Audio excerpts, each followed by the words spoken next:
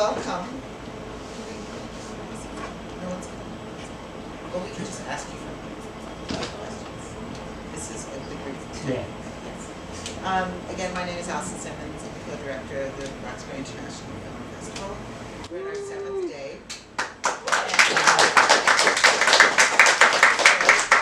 Book-ish is a new venue for us, and so this is our first time here. So before we talk to the filmmakers, I just wanted to tell you just a little bit about Book-ish and the history it has with us. Welcome everybody. I have a long history with Roxbury Film Festival. Alison and Lisa and I did a lot of things over the years when I worked at the Haley House Bakery Cafe. Want to welcome everybody to this space. If you haven't been to the bathroom, check out the bathroom. We have a banned book bathroom. And if you want to get on our mailing list, we have a lot of programs. We've got, we just did a really great thing last Sunday that was a book circle about the parable of the sower. And so get on our mailing list, and we send out an email every couple of weeks to let folks know what's going on. Thank you, and welcome. So Sego, Kajijuni gets what's the way we have Kazasna Nuet Idolo, my name is Kajijuni, which means I make flowers on Bear Clan from Apuknajit, Mohawk Nation territory. Our territory spanned most of what is New York State and been into some of the other states. My film was Gana Uwe, which means original seeds. And I was inspired by those women. So the films that I make are about Indigenous women that are stepping into their purpose and power. So all my films have been about that topic. And these women in particular are doing really amazing things, protecting and rematriating our Indigenous seeds, which are so important. And I could have kept following them for another couple of years, and I had to stop at some point and finish up the film, but they're still doing really amazing things today. My name is London Parker-Mcwhorter, and I made the first film, Boston Carnival. You see a little bit of the outside. It's about Boston's largest parade, which is the Caribbean Festival here in Roxbury. I made it, on the day of the festival about 8 years ago now, and it's been kind of sitting on hard drives as a camera test. Thank you to our executive director, Bill Singleton, who's in the back here. But it was just something I love to see. I think everybody really cherishes the Caribbean Festival, if you're familiar with it. The costumes, the dancers, like incredible amounts of months and months of hard work. So I just wanted to capture some of that, and the dreamy feeling that you get when you're out there on a hot summer day in August. And I'm really excited to be here at JustBook-ish. Thank you to the Roxbury International Film Festival. I want to make sure this film is screened here for the folks the movie depicts here in Roxbury. For questions? Does anyone have any questions? So the women of the seeds, what was the time period that you had filmed this? I finished filming last year, and I filmed it for 3 years. 3 years. Yeah.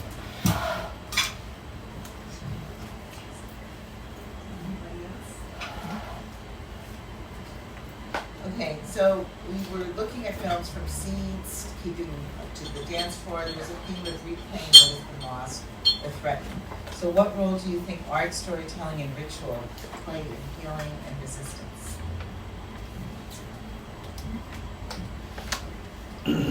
I think myself, just in my community and our confederacy, that we're seeing a lot of things resurface. And I've been telling this story a lot. There's a woman from the Oneida territories, which is part of our confederacy, that has been talking about the knowledge of the stars. And she says that when you see meteors falling, it's the ancestors trying to send knowledge back here. And I think that at least I know for our community, we're really witnessing a lot of that with some of these indigenous seeds that she showed in the film, like that wampum dead corn, and that tooth corn. are just starting to come back to my community of Apuknajit because of the work that she's doing.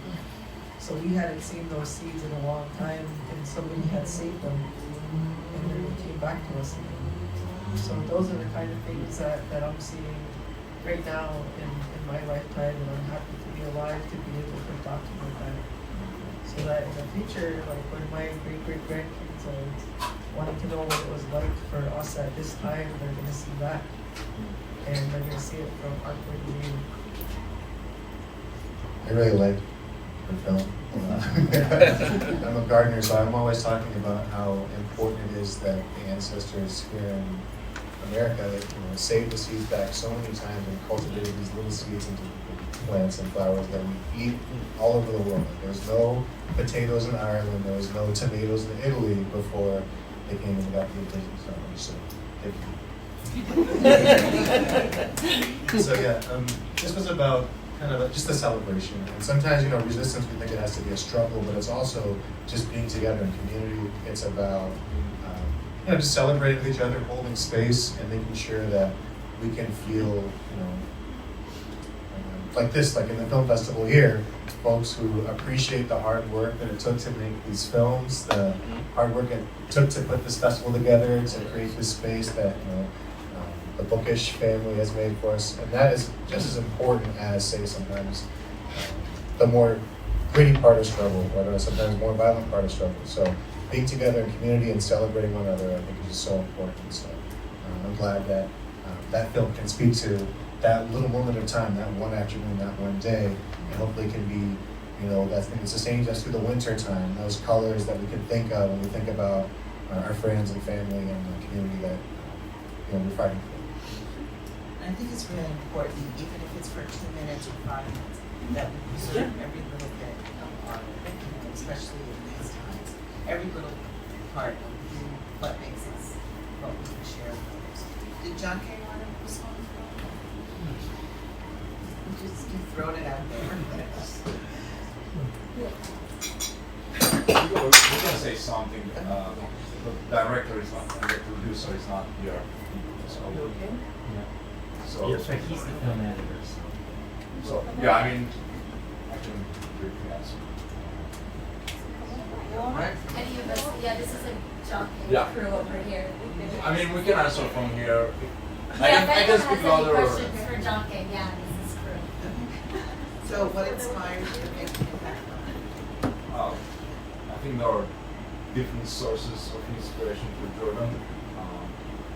And initially, I think it was like just a small project, which became a bigger one. Yeah, to speak on that, it was a school assignment. He was in college in Budapest and for animation. So it was just a school project for animation, but his mom was living in the Gambia at the time, and he went to visit her. And that was sort of how the idea for the film came about. That was the inspiration. He went and visited his mom, and as she sort of spoke on it, she didn't tell anyone she was moving to the Gambia. Not until she was on the plane headed there. Because, like she said, everyone would have told me no. Everyone would have said, no, you're crazy, this is a scam. But she had her heart set. She wanted to be by the sea. So she went and did that. And I know Jordan probably thought, what is my mom doing? My mom's out of her mind. But he's a good son. He went to visit her.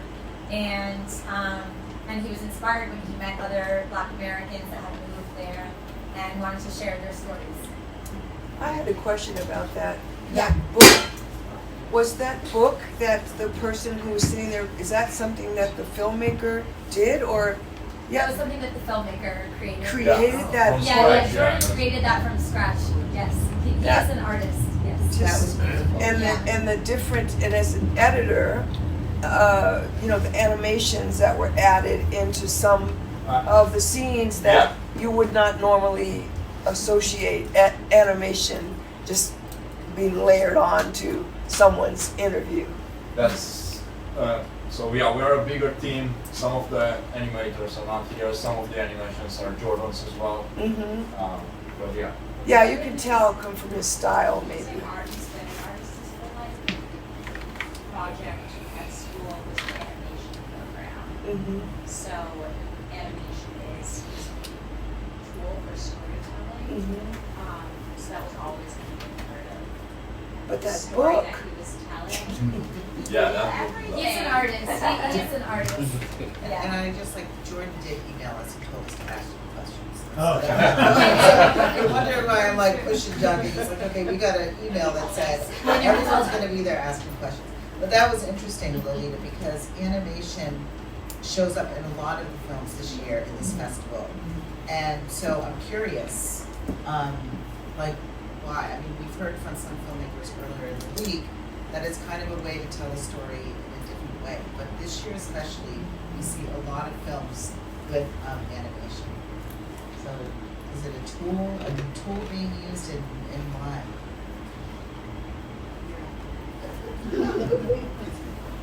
I've used animation in my last couple films because I see it as a way to reimagine what was before. So that's what I usually use it for. And then in this film, I really wanted the seeds to have a voice.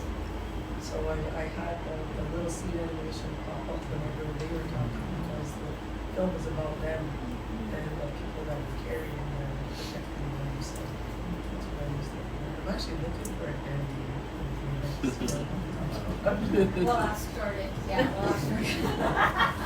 Well, I didn't have any animation in this film, but I can just put it out there. I know I started using a lot more during COVID when we couldn't be together, and so you can't use your photography or film skills when we can congregate. So, finding a way to express these ideas is really more powerful these days with computers and animation. So maybe we're seeing some of these coming to fruition after the last incubation period of COVID we had. So. And I think, a couple years ago when it started, I was like, oh, that's curious. And now I'm just used to it, because a lot of animation. I think it's beautiful. Are there any other questions?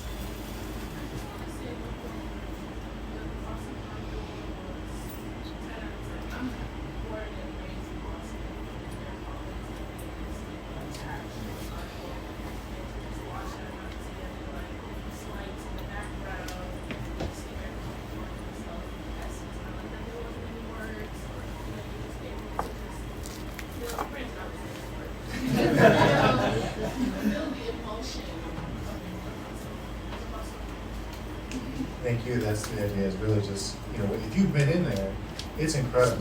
You can't really tell people who are not from Roxbury, who haven't been to the Carnival, how incredible this is. And I want it to be with no words. It's like a dream when you're in there. It's just like colors, smiles, very body positive, all shapes, all colors, all sizes. And then we're police. I put them in the film. We're always being surrounded by folks who are.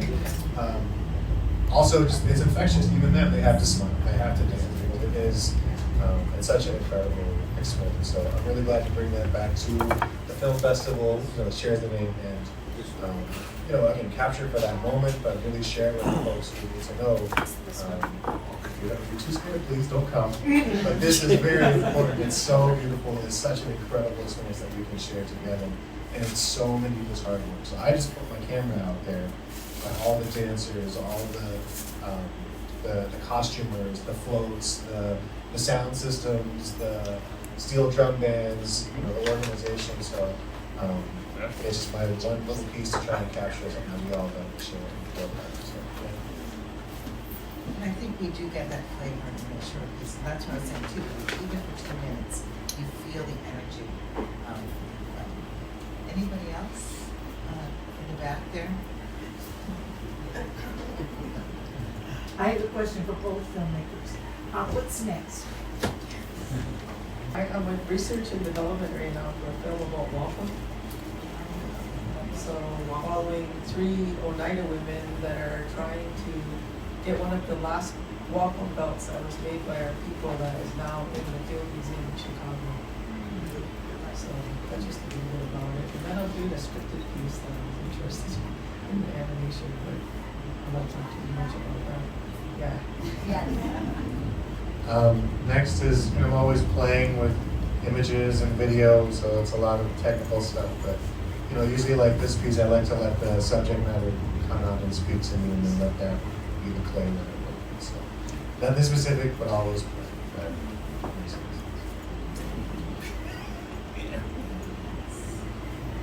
your piece about the sea creatures available elsewhere outside of the Stone Festival? It's in film festival right now. I think this is like the 6th one or something. And it'll be on PBS in November.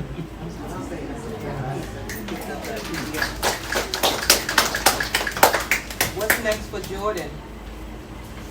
Oh yeah, do you want to speak on this? We all got the email. Actually, we're working on the idea that John K could be a series, so that each week you went. Let's imagine that this is somehow on PBS. That each week we would go to another place and hear about the people that have moved there. What's the?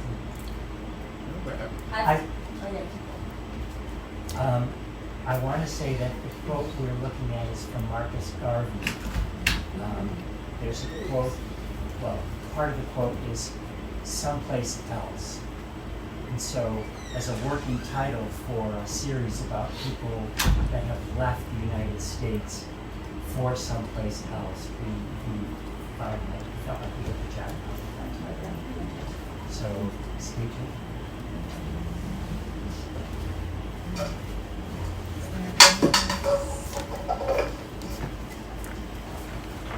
I was really touched by that film. Like thinking about, because here on Turtle Island, this is the territories of the indigenous people. And I kind of always think about that too, because people come from all over. And I was a teacher for 20 years, and it seems like a lot of people don't know that. You know, they don't even know where they came from. That are living in America now. So like that first one that came on, they went back and they were, you know, reconnecting with the people where they came from. That really touched me.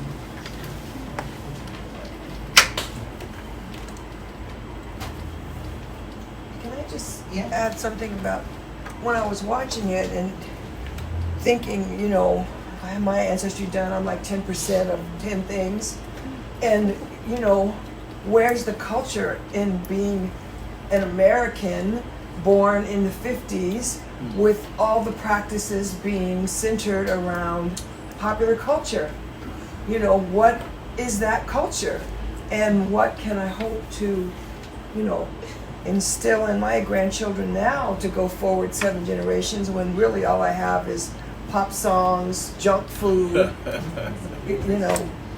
So it's not, it's just, it just gets me thinking when I hear about, you know, going back to the land or reclaiming something, you know, where is that for us who don't have a percentage big enough to say that we're anything? But we're human. Don't forget that. So,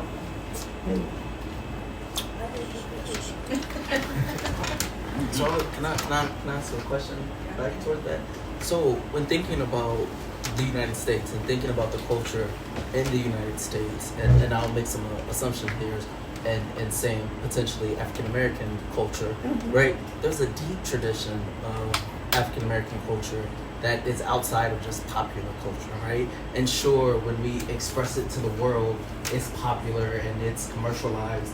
But when you think about the traditions that come through Mississippi and how they attach to the land, when you think about the ways that Juneteenth is being picked up now and turned into, you know, different things, right? When you think about the blues, when you think about jazz, when you think about gospel, when you think about the literary tradition all around us, right? There's so much there and it's so deep, and no, we can't always geographically place it and the continent in ways that some of these movies did, but you can place it within the United States, right? Like you can place it in Mississippi, you can place it in Boston, you can place it in Roxbury. So there's a deep tradition there that is there, and you can pass it on to generation, and then it becomes even richer when you can send it to the continent or you can pull it from the continent. But there's a culture here that is passed on. Yeah. Thank you.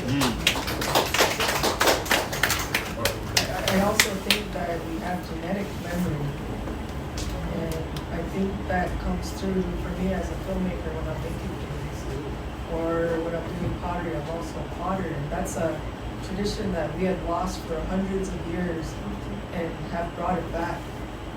our rites of passage ceremony for our youth, and I filmed on that too. I had done that for generations, and we were able to bring it back because we have that genetic memory, and I think we all have that if we feel for that. You know, I was also thinking too, I mean, I was blown away with the seeds, and I'm like, this is just great being back. And then I thought, you know, it's overwhelming, especially if you come from like a history of many different ways. To think about where do I start. But I think you start with one memory. I mean, you have millions of photographs, you know, and then you can kind of look back and say, okay, this is where I'm going to start. Like, I'm going to start with my grandparents. And then as you unpack that, I think other stories and other things start emerging with that, you know, kind of genetic. And then you just, you know, you figure like, okay, I'm this. So maybe it's not the seeds, but maybe it's music, or maybe it's, you know, stories that people have passed down. And you create a book like, How are they protecting their seeds from being cross-contaminated by the hybrid seeds from the conglomerates? I know, like for Angie, she was talking about you need to know every farmer within a 6-mile radius, what she does. So she talks with the other non-indigenous farmers and they communicate, so they don't plant when her seeds are going to be tasseling. So you have to do that kind of work. It's not easy. no. Yeah. And then if it does happen, if they do cross-contaminate, she'll eat the seeds, but she won't save them. Because that is also happening. Well, there's so many things I could have put in the film. Like I'm thinking about all the stories she told me. She was talking about these genetically modified seeds that a farmer was growing close by. And they had trees that were in between the fields, and somebody cut those trees down, so that came over to their field and killed the first couple rows of their corn. So you have to be really careful with these seeds. So where can you buy those natural seeds? I try not to eat a lot of corn anymore because of that. You can buy like organic seeds. The seeds that she has there, she has like over 4,000 varieties, and they're from different nations all over Turtle Island, North and South America. And so Carl Barnes had been collecting those seeds all his life. He was an Oklahoma farmer. So what she's doing, she has them all labeled, and they're in this room full of all these seeds, like rows, and she wouldn't let me film in there. Because we're trying to protect the seeds. So when you go in there, you can just feel them. You go in there, and some of them are like, some of the nations are gone, but their seeds are still here. And then others of them she's been giving back, like the Grenade people gave back that collection. She recently gave back another collection to the Lakota people, and another tribe from Arizona that live in the deserts. And she won't send them in the mail. They either have to come and get the seeds, or she drives them out to deliver the seeds. So that's the kind of work that she's doing. And she doesn't just give the seeds to anybody. She's giving them to indigenous people to even plant like a couple of cobs of the corn, and that's all she asks is they give them back 2 cobs of the corn. So she gives them corn. I was going to ask you, how does she preserve some? Does she keep some seeds so she can always make sure she has that variety? She has a couple different. She keeps them in one safe place, and then she's also trading with other seed keepers, so that those collections are actually in a couple different places that have seeds, so they're not all in one space. And it's not like a seed vault where they're like saving them for the world ends. Because for our people, we really see those seeds as relatives. It's all the short films that we get, so they need to be cared for and the same for planted. So it's a different way of but anything you can grow is good. Like even like in a little pot, anything you can grow is good, because you never know what's going to happen, you know, around us, but you can't control that, you know, what you plant in your own yard.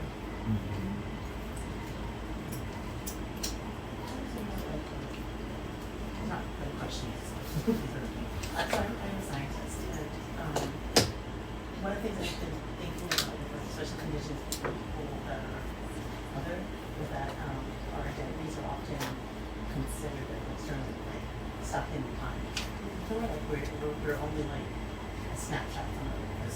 pre-colonial time, and the native savage, whatever, like the noble savage, and that kind of thing.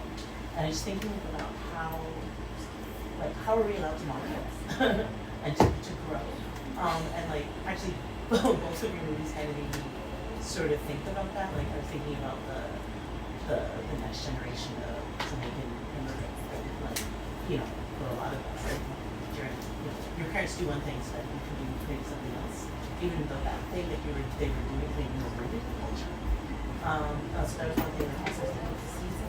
It's nice to understand. I love these things too. And the dangers are very different. Monsanto is having, and they will turn around and sue you out of existence because they're seeds into your farms.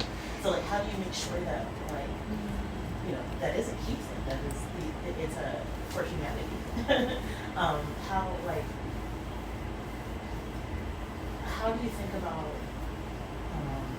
using tools that we have now, the knowledge that we have now, and integrating that with preserving that stuff? Like you said, it wasn't a sequel. You don't do sequels.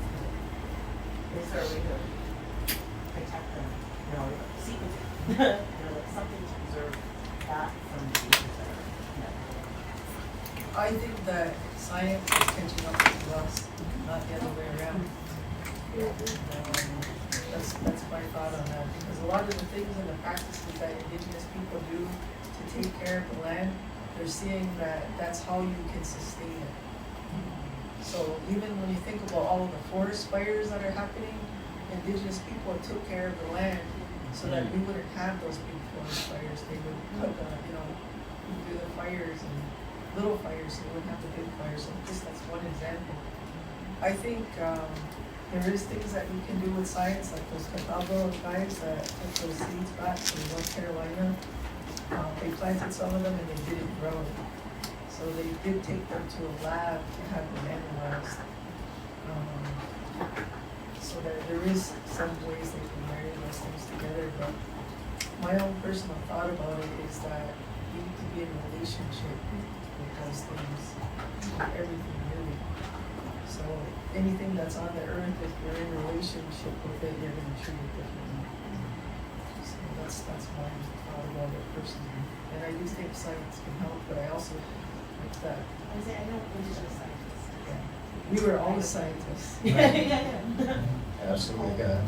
We're also in debt to the scientists who collected and kept seeds and chose the ones to save back, because the fruits that we eat, the vegetables that we eat, didn't look like this 10,000 years ago, but they've been growing on these shores for 10,000 years. Yes, sir. And that's because somebody kept doing it. So I also think about the relationships. Sometimes I get a little stuck on the word genetics and the DNA of things, because that's a frozen piece of, honestly, this is my own personal projection, I think about it as like Nazi race science. So a lot of this stuff came from people who were trying to protect the purity of, say, this lineage of a king, or this specific group that came from this place, and they didn't have it in mind to talk about how we're in a relationship with each other, how some of our ancestors might not have had the same blood that went through their veins that went through ours, but we eat their food, we share their culture, and we carry their culture. So thinking about how that relates to a festival for music where we're using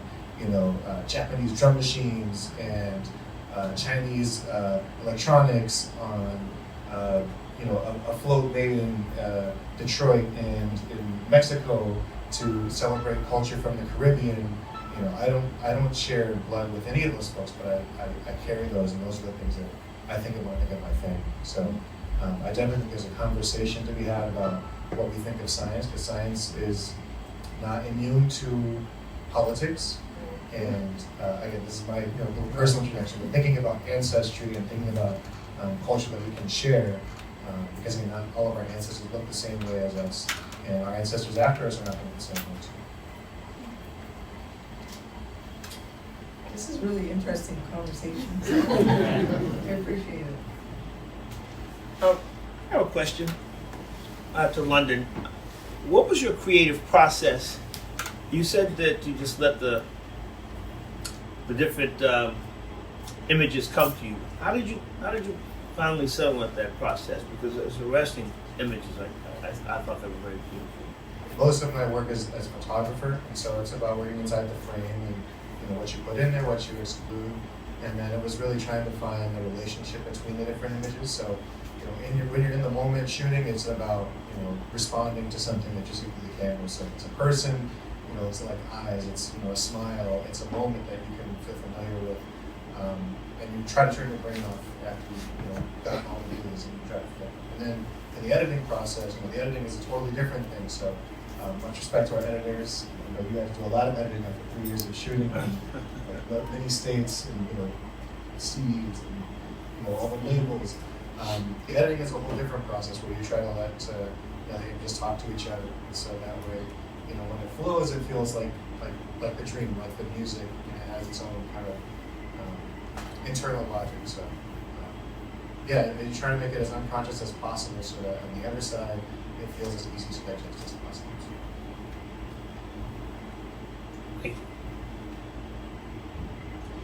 And by the way, I have some of those corn that you have in your film. My mother has some of that in my house somewhere, and I was wondering, well, I don't want to throw it out. But it's been around, and now you make me go, oh my God, maybe these are seeds that are, But we've had them in jars for years. I just didn't know the major importance to it. Thank you. And there's also the native, Nipmuc Nation is also starting a seed project to get back some of their seeds and also planting indigenous plants and stuff on the plants, so you can seeds. So we're kind of getting up at the end. I know that 2 people have to go to another screening, but I'm inspired by both of your films and thinking about.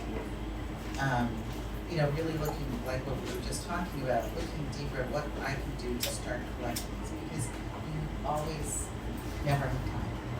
It's like, what am I going to do? I have a bunch of things with photographs from the 1930s of London Parker-Mcwhorter with my family. I have also an indigenous side that I want to learn about seeds and planting. I have room to garden, but I don't have time. So I think my takeaway from today is I'm going to make time and figure it out. After the festival. A lot of time. So I'm just curious if anybody else here, is there a takeaway that you're taking away from this group of films? Is there something you're taking away?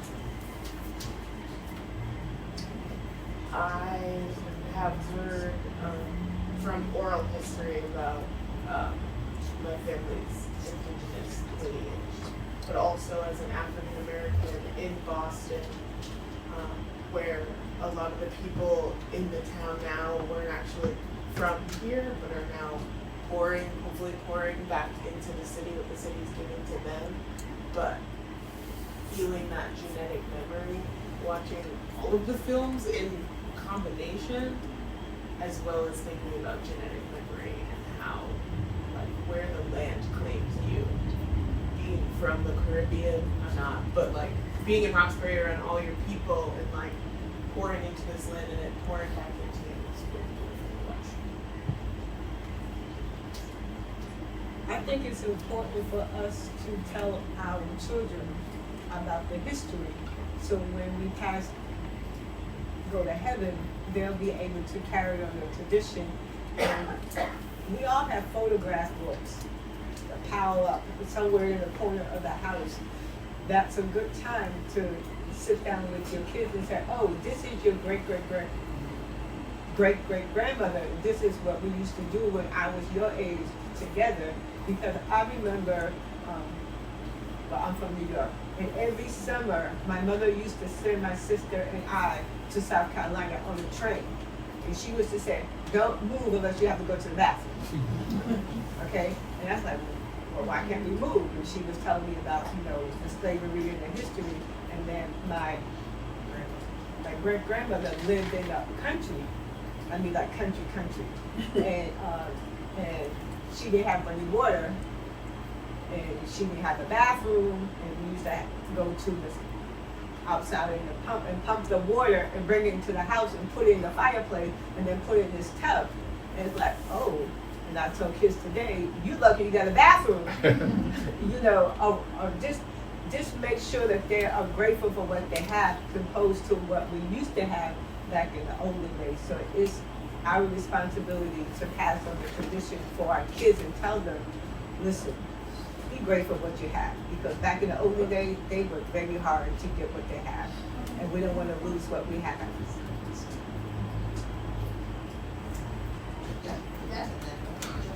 was gonna say something about I feel like realistically, like, before the author is story, I feel like if you get someone or you want to do it, and not else, like, it's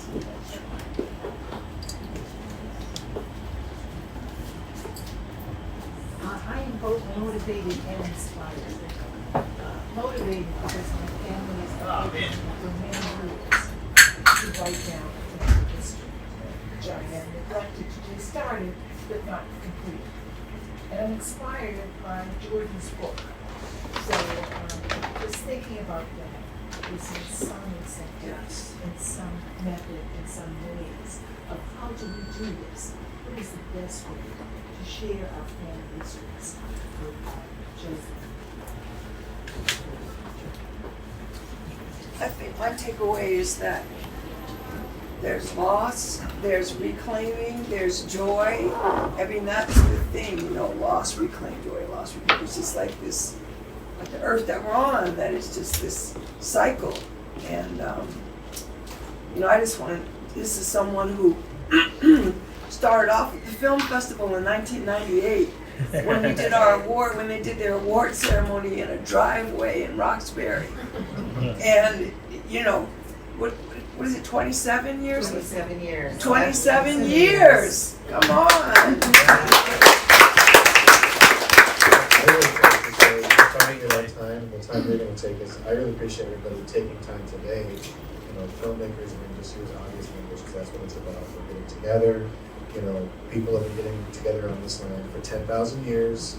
Wabanaki, Massachusetts, some of these same streets that we think, why does it go like this? It's because people have been walking the same paths, and now they've been paved after the Europeans came 400 years ago.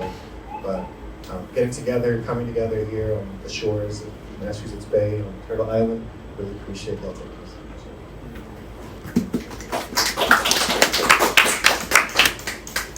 Yeah, I would say the same thing. Y'all for coming, or thank you for coming, and I hope that you go and plan. That's why I made this film, because I wanted to inspire people to reconnect with the seas and to plan. final words. I guess I would like to say, I know Jordan he really wished he could have been here, and he would have really appreciated all of you and the other films. And I think his message would be just record things and connect with your family. I know this for him, this film was really about his mom and his grandma. It was about going to the Gambia to see his mom. So, I know his mom would say, stay close with your mom and stay close with your kids, because as you say, it's for the parents and it's for the kids at the end of the day.